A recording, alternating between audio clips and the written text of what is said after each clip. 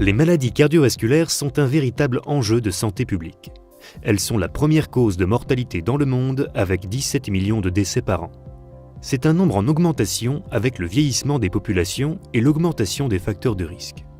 Aujourd'hui, un adulte sur 3 souffre d'hypertension artérielle et l'insuffisance cardiaque touche 40 millions de personnes. Les médicaments les plus récents, utilisés dans l'hypertension et l'insuffisance cardiaque, inhibent au niveau périphérique le système rénine-angiotensine-aldostérone qui est l'un des éléments clés de la régulation du système cardiovasculaire. En dépit des traitements existants, souvent utilisés en ou trithérapie, au moins 30% des patients hypertendus sont mal contrôlés, voire résistants, d'où la nécessité de nouveaux traitements avec un mode d'action différent. De même, dans l'insuffisance cardiaque, la mortalité reste élevée. 50% des patients diagnostiqués insuffisants cardiaques meurent dans les 5 ans. Quantum Genomics développe une nouvelle voie thérapeutique qui cible le système rénine-angiotensine au niveau cérébral, appelé SRA cérébral, afin de prendre en charge ces patients hypertendus mal contrôlés et insuffisants cardiaques. Le SRA cérébral contrôle différents acteurs responsables de la régulation de l'hypertension. L'angiotensine 3 est une protéine clé du SRA cérébral.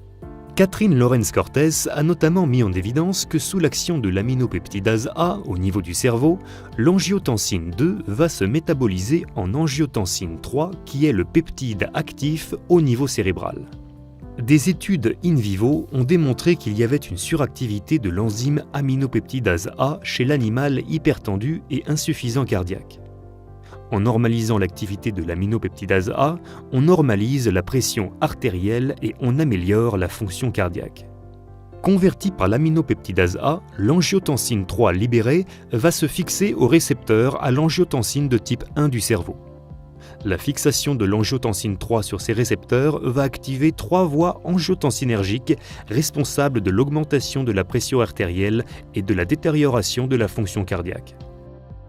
Quantum Genomics développe une nouvelle classe de molécules appelées Brain Aminopeptidase A Inhibitors, BAPAI, qui inhibe l'aminopeptidase A et la production d'angiotensine 3 au niveau cérébral.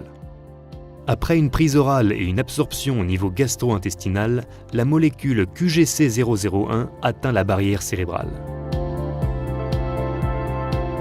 Cette molécule est une prodrogue qui libère le principe actif au niveau du cerveau. Le principe actif inhibe alors l'enzyme clé aminopeptidase A de manière sélective et compétitive et prévient la transformation de l'angiotensine 2 en angiotensine 3.